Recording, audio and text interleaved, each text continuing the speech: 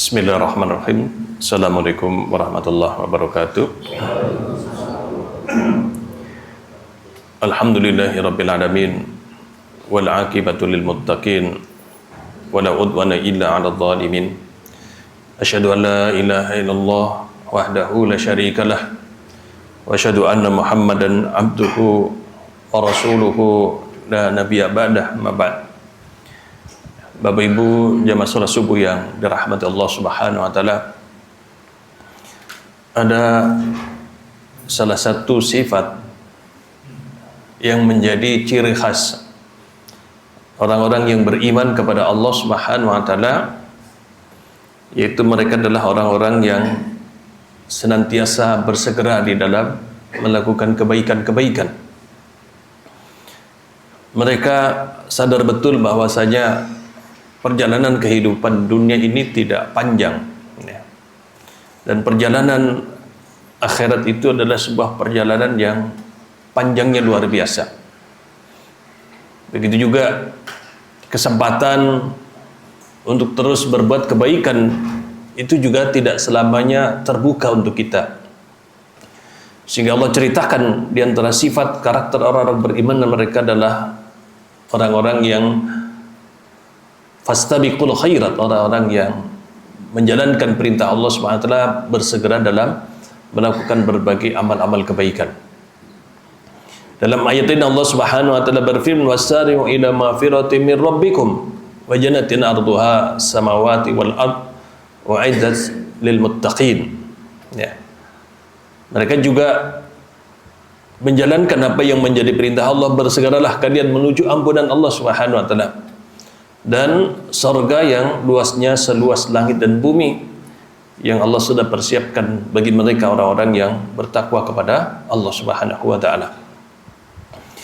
Begitu juga Allah Subhanahu wa taala sifati Nabi Zakaria alaihissalam. Tentu bukan hanya Nabi Zakaria, seluruh para nabi, para rasul juga mereka orang-orang yang bersegera dalam kebaikan. Allah Subhanahu wa taala berfirman, innahum kanu yusari'una fil khairat wa yad'unana raghaban wa rahaba wa kanu lana khashi'in. Mereka adalah orang-orang yang senantiasa bersegera dalam melakukan berbagai kebaikan, dan mereka adalah orang-orang yang senantiasa berdoa penuh harap dan takut kepada Allah Subhanahu wa taala, dan mereka adalah orang-orang yang khusyuk di dalam mereka beribadah kepada Allah Subhanahu wa taala. Di surat Al-Mu'minun Allah Subhanahu wa taala jelaskan di antara sifat-sifat mereka. Allah Subhanahu wa taala berfirman, innal ladzina hum min khasyati rabbihim musyfiqun. Mereka adalah orang-orang yang senantiasa berhati-hati dalam kehidupan ini karena mereka adalah orang-orang yang takut kepada Allah Subhanahu wa taala. Walladzina hum bi ayati rabbihim yuqinun. Mereka adalah orang-orang yang begitu yakin dengan ayat-ayat Allah Subhanahu wa taala. Begitu juga walladzina hum bi rabbihim la yusyrikun. Mereka adalah orang-orang yang tidak pernah mensekutukan Allah Subhanahu wa taala. Ya, mereka tidak berbuat kesyirikan kepada Allah Subhanahu wa taala. Kemudian walladzina yu'tuna ma atau wa qulubuhum wajilatun annahum ila rabbihim raji'un. Mereka adalah orang-orang yang memberikan apa yang seharusnya mereka berikan dengan perasaan dan hati yang takut kepada Allah Subhanahu wa taala, karena mereka meyakini bahwa mereka itu akan kembali kepada Allah SWT. Setelah itu Allah berfirman, ulaika yusari'una fil khairat wa hum laha sabiqun. Mereka adalah orang-orang yang begitu bersegera dalam kebaikan-kebaikan tersebut, dan mereka lah yang akan mendapatkan itu. Ya. Bapak Ibu jamaah sekalian yang dirahmati Allah Subhanahu wa taala, apa saja yang kemudian kita perlu bersegera, yang kemudian itu menjadi skala prioritas di dalam kehidupan kita? Yang pertama adalah sholat 5 waktu. Nah, sholat 5 waktu ini adalah termasuk sholat yang kemudian termasuk ibadah yang kemudian itu membutuhkan segera dalam pelaksanaannya. Ya, Nabi pernah ditanya, ya Rasulullah, ya ma ahabbul a'mali ilallah, ya wahai Rasulullah, amalan apa yang paling dicintai oleh Allah Subhanahu wa taala? Ya kan? Ayul a'mali ahabbu ilallah. Amalan apa yang paling dicintai oleh Allah Subhanahu wa taala? Nabi bersabda, as-salatu ala waqtiha. Salat di awal waktunya. Ya. Walaupun dalam waktu salat itu ada 3 waktu. Ada waktu utama, waktu yang dibolehkan, dan waktu darurat. Ya, waktu darurat. Ya, misalkan salat zuhur misalkan. Salat zuhur yang paling utama, yang paling besar pahalanya adalah yang di awal waktunya. Adzan masuk, salat, ya kemudian salat. Itu yang paling utama. Yang kedua, yang termasuk waktu yang mubah adalah berarti antara zuhur dan asar. Orang salat zuhur jam 1, setengah 2, jam 2, itu adalah boleh. Ya. Tapi dia kehilangan momen mendapatkan pahala terbaik. Ya, pahala di mana itu akan menjadi penentu amal-amal lain. Ya, seperti dalam hadis yang sering kita dengar, yang kelak pertama dihisab, dihitung oleh Allah adalah salatnya. Kalau salatnya bagus, maka amalan lain jadi bagus. Tapi kalau salatnya tidak bagus, maka amalan-amalan lain juga tidak bagus. Nah, adapun waktu darurat untuk salat zuhur adalah di waktu asar. Ya. Jadi kita kalau dalam keadaan darurat, kita boleh menjamak takhir salat. Misalkan zuhur dan asar, maka boleh salat zuhur dilakukan di waktu asar. Tetapi ini sifatnya darurat. Ya, kita safar, kita ada hajat, kemudian kita akhirkan pelaksanaan waktu zuhur di waktu asar. Nah, salat di awal waktunya dia adalah salat yang kemudian bagian dari ibadah yang menuntut segera untuk ditunaikan. Toh kita sholat setelah waktu utama, kita tetap juga harus sholat. Kita juga membutuhkan waktu yang sama. Tetapi kalau kita sudah sholat di awal waktunya, kita kemudian sudah mendapatkan pahala terbaik yang sekaligus menjadi penentu amal-amal lain. Ya, sholatnya bagus, amalan lain akan dihitung bagus oleh Allah Subhanahu wa Ta'ala. Yang kedua, Bapak Ibu sekalian yang dirahmati Allah, di antara amalan yang menuntut segera untuk ditunaikan adalah menunaikan zakat. Ya, menunaikan zakat. Apalagi dalam masalah zakat ini sangat erat hubungannya dengan orang-orang yang sangat membutuhkan. Ya. Ya butuh, itu berhubungan dengan hak mereka. Allah Subhanahu wa Ta'ala menceritakan tentang kebiasaan ya orang-orang yang kemudian soleh, mereka beriman. Dikatakan dalam surat Al-An'am ayat 191, dikatakan wa atu haqqahu yauma hasadih. Mereka adalah senantiasa menunaikan zakat di saat mereka panen dari usahanya itu, dari pertaniannya, dari perkebunannya. Ya. Jadi di saat mereka panen, mereka langsung kemudian menunaikan zakatnya. Ya. Misalkan kalau Bapak Ibu di sini ada yang menggarap sawah misalkan. Kemudian sekali panennya lebih dari 600 kg. Ya, 6 kuintal lebih. Maka apa? Di saat kita panen, kita langsung menunaikannya 10% dari apa yang kita dapat hasilnya itu. Nah, di saat kita panen, kita segera menunaikan itu. Tentu ini bukan hanya berlaku pada zakat pertanian saja, hampir seluruh zakat. Ya. Kenapa? Karena berhubungan dengan hak-hak orang lain yang mereka dalam kondisi membutuhkan itu. Maka zakat termasuk ibadah yang menuntut segera dalam pelaksanaannya. Ya. Tidak baik untuk ditunda-tunda. Kemudian di antara ibadah yang menuntut cepat untuk ditunaikan adalah berhaji. Ya, berhaji. Ya, sampai Nabi Sallallahu Alaihi Wasallam beliau bersabda di dalam hadisnya, ta'ajjalu bil hajj. Ya, segeralah kalian dalam menunaikan haji. Kenapa? Karena kalian tidak tahu ya suatu saat ada halangan-halangan di dalam penunaikan ibadah haji. Ya, seperti sekarang ini kita lihat betul ya, dan jadi kita menemukan kebenaran janji ataupun kebenaran hadis Nabi SAW. Beliau bersabda, bersegeralah dalam berhaji. Maka kaum muslimin yang sudah berhaji itu sudah sangat bersyukur, alhamdulillah. Itu seakan-akan kalau itu menjadi beban, maka beban itu sudah tertunaikan.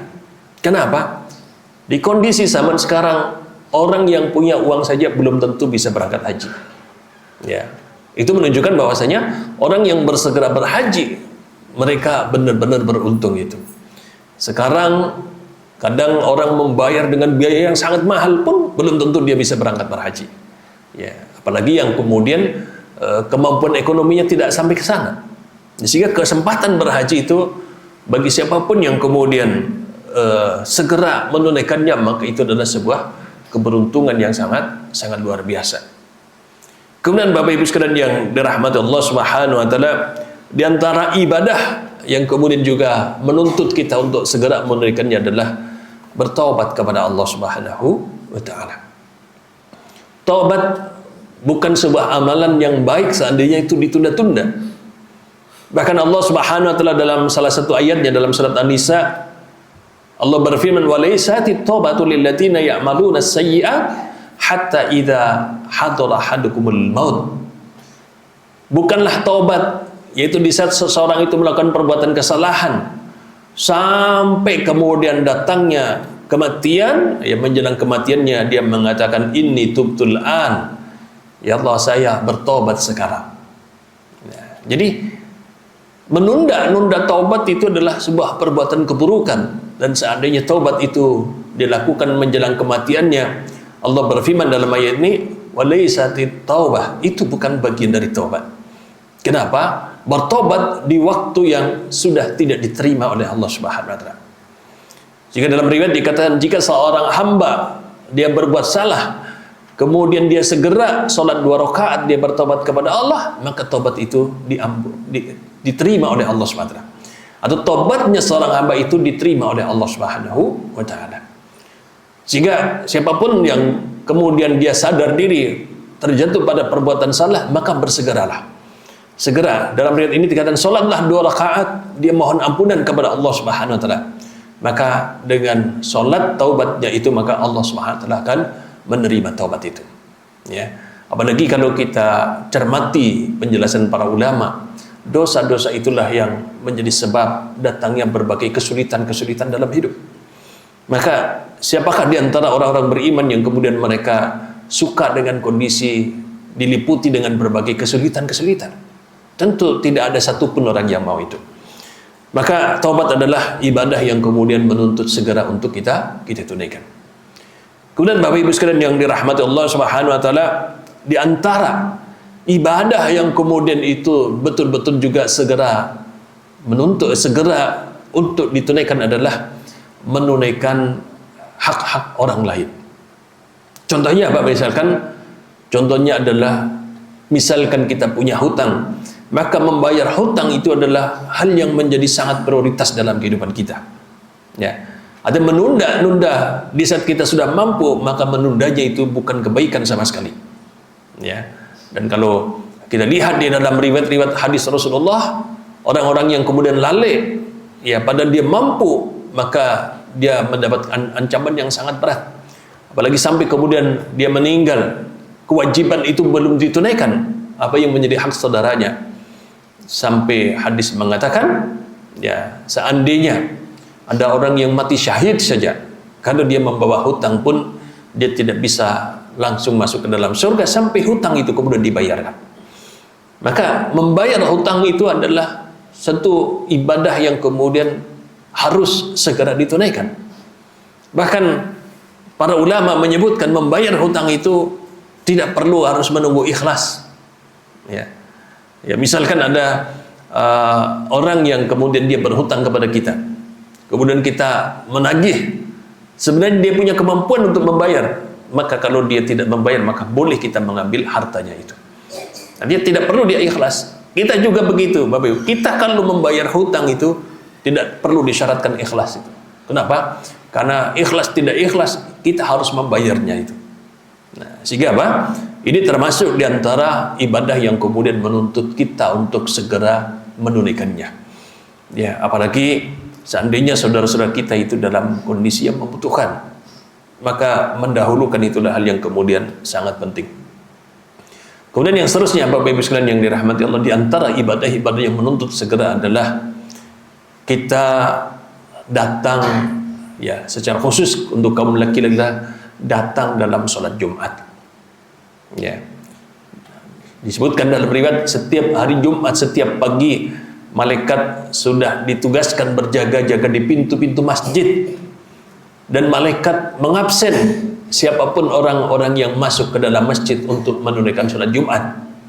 Ya, dalam riwayat dikatakan orang yang datang pertama dia seakan-akan mendapatkan pahala berkorban dengan unta. Yang datang berikutnya seakan-akan dia mendapatkan pahala seperti berkorban dengan sapi. Kemudian yang datang berikutnya dia mendapatkan pahala seperti orang yang berkorban dengan domba, dan seterusnya. Ya. Maka Allah Subhanahu wa taala berfirman, "Idza nudiya mi yaumil jum'ati fas'au ila dzikrillah wa dzarul bait." Maka seandainya sudah ada panggilan untuk menunaikan salat Jumat, fas'au ila dzikrillah, bersegeralah kalian untuk mengingat Allah Subhanahu wa taala, wa dzarul bait, dan tinggalkan jual belinya. Ya. Bahkan ada salah satu madhab yang kemudian memandang siapapun orang yang jual beli di saat adzan sudah dikumandangkan, maka tidak sah jual belinya itu. Ya, sehingga Allah perintahkan fas'au ila dzikrillah, bersegeralah kalian. Ya.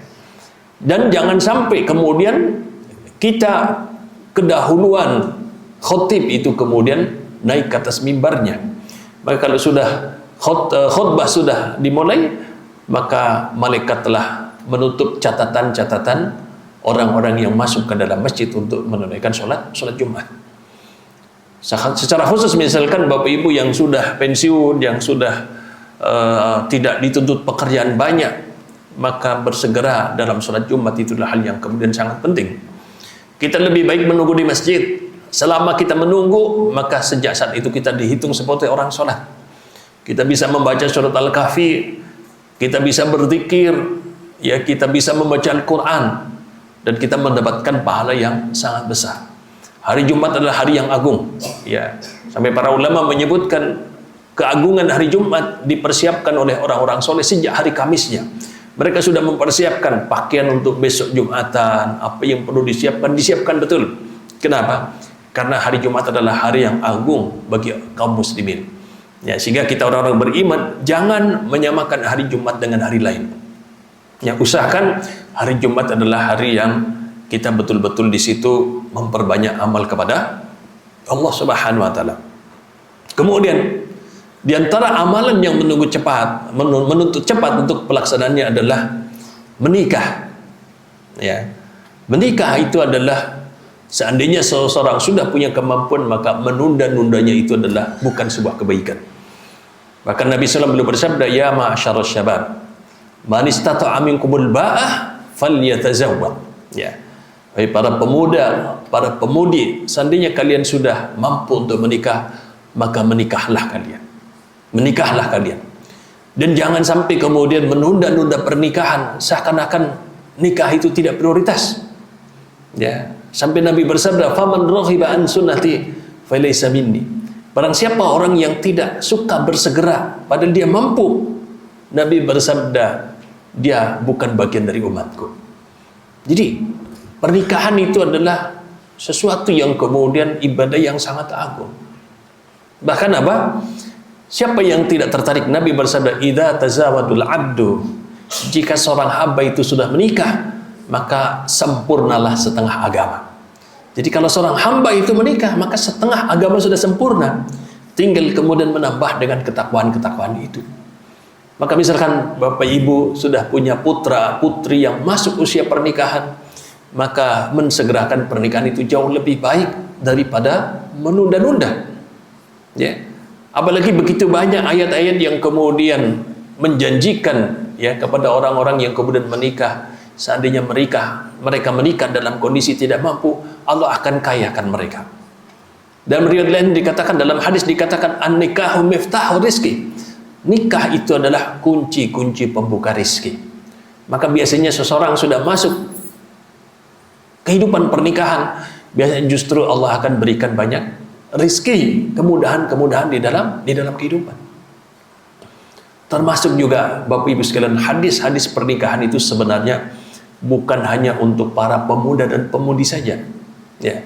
Maka siapapun kaum muslimin yang kemudian dia misalkan dia menjanda ataupun dia menduda, maka anjuran segera menikah juga itu adalah sesuatu yang kemudian berlaku pada dirinya. Ya. Sampai ada seorang ulama mengatakan, seandainya saya tahu umur saya sampai besok dan hari ini saya bisa menikah, saya akan menikah. Ya, kenapa? Beliau mengatakan, saya tidak suka seandainya saya bertemu dengan Allah, saya dalam kondisi sendirian. Ya, pernikahan itu tadi mengantarkan seseorang memiliki kesempurnaan agama 50%. Ya. Maka orang-orang yang kemudian hidup menyendiri, sebanyak apapun sholatnya, puasanya, itu susah mengalahkan orang-orang yang menikah. Kenapa? Pernikahan sudah mengantarkan pada kesempurnaan agama. Sehingga menikah ini adalah sebuah sunnah Rasulullah yang kemudian itu sangat ditekankan. Ya, bahkan Bapak Ibu sekalian yang rahmati Allah, pernikahan itu tidak memandang usia, selama pernikahan itu adalah diniatkan untuk ibadah kepada Allah Subhanahu wa taala. Ya, mungkin seseorang berusia 60 tahun, 70 tahun, seandainya dia bisa menikah, maka menikahlah. Dengan apa? Dengan niat ibadah. Kenapa? Untuk mendapatkan kesempurnaan daripada agama tersebut. Maka pernikahan ini termasuk diantara ibadah yang menuntut untuk segera dilaksanakan. Bapak Ibu sekalian yang dirahmati Allah Subhanahu wa taala, jadi bersegera dalam melakukan kebaikan itu adalah tanda kuatnya iman seseorang. Ya, jadi orang-orang yang imannya kuat, mereka mampu dengan segera cepat-cepat melakukan berbagai amal kebaikan. Sehingga orang yang melakukan amal itu segera menunjukkan iman orang tersebut adalah kuat. Yang kedua, Bapak Ibu sekalian yang dirahmati Allah, Nabi sudah ingatkan betul. Ya, Nabi sudah ingatkan betul di dalam hadisnya, itu apa? Ihtanim khamsan qabla khamsin. Ya.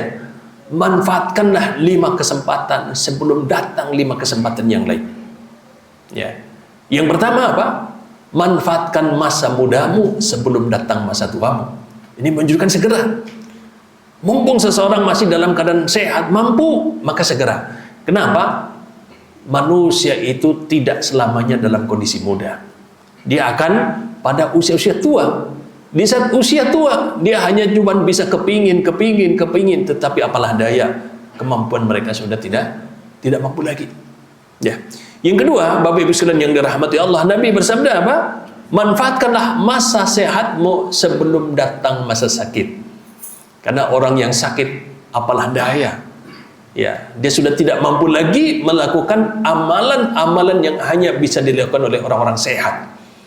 Ya, maka mumpung kita dalam kondisi sehat, maka segeralah melakukan berbagai kebaikan-kebaikan itu. Yang ketiga, Nabi bersabda apa? Manfaatkan hinaka qabla fakrika. Mumpung kita masih mampu, mumpung kita masih bisa, dan tidak selamanya orang dalam kondisi mampu, berkecukupan, berkelapangan. Secara umum Bapak Ibu sekalian, orang semakin usia sepuh, rezekinya juga semakin berkurang. Ya, jadi rezekinya semakin berkurang. Maka kalau kita beribadah maliyah di masa-masa muda dan kita mampu lakukan, nanti apa? Usia kita semakin tua, rezeki itu juga semakin sedikit.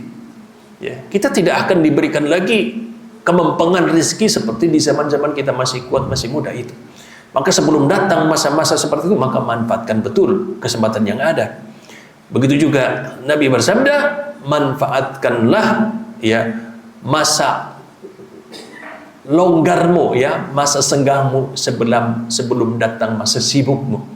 Ya.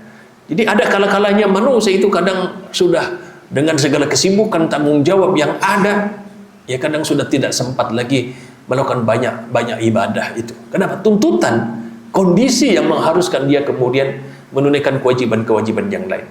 Dan yang terakhir adalah apa? Manfaatkan masa hidupmu sebelum datang masa kematianmu. Ya. Jadi kematian kita hanya memanen apa yang kita lakukan di masa hidup kita. Ya. Maka orang-orang yang sudah meninggal, mereka berandai-andai, mereka berharap, ya Allah kembalikanlah saya ke dunia. Untuk apa? Agar saya bisa beramal soleh. Ya, itu kepinginan hanya sebatas keinginan, tetapi itu tidak bisa kita lakukan. Begitu dalam riwayat hadis lain, Bapak Ibu sekalian yang dirahmati Allah, Nabi bersabda dalam hadis, ya, beliau mengatakan badiru bil a'mal fitanan. Bersegeralah dalam melakukan amal sebelum datang zaman fitnah. Sebelum datang zaman fitnah. Sampai disebutkan dalam hadis ini, Nabi bersabda, nanti umat Islam akan menjumpai masa di mana mereka di pagi hari dalam keadaan mukmin, sore harinya sudah dalam keadaan kafir. Sore hari dalam keadaan mukmin, pagi hari mereka sudah dalam keadaan kafir. Umat Islam itu akan mengalami di mana kita dalam kondisi yang sangat susah untuk beramal. Sangat susah untuk beramal. Bahkan apa? Sangat susah mempertahankan iman kita kepada Allah Subhanahu wa taala. Jika Nabi bersabda, "Badiru bil amal", bersegera untuk melakukan amal itu sebelum datang masa-masa di mana kita sudah berat untuk melakukan amal ibadah. Nah, maka mari Bapak Ibu sekalian yang dirahmati Allah, di saat kita masih dalam keadaan sehat, mampu, dimudahkan oleh Allah Subhanahu wa taala, maka marilah kita betul-betul memperbanyak amal kita kepada Allah Subhanahu wa taala sebelum datang waktu kita sudah tidak bisa beramal lagi. Semoga ada manfaatnya, kurang lebihnya tentu mohon maaf yang sebesar-besarnya. Kita akhiri, subhanakallahumma bihamdik, asyhadu an la ilaha illa anta, astaghfiruka wa atubu ilaik. Assalamualaikum warahmatullahi wabarakatuh.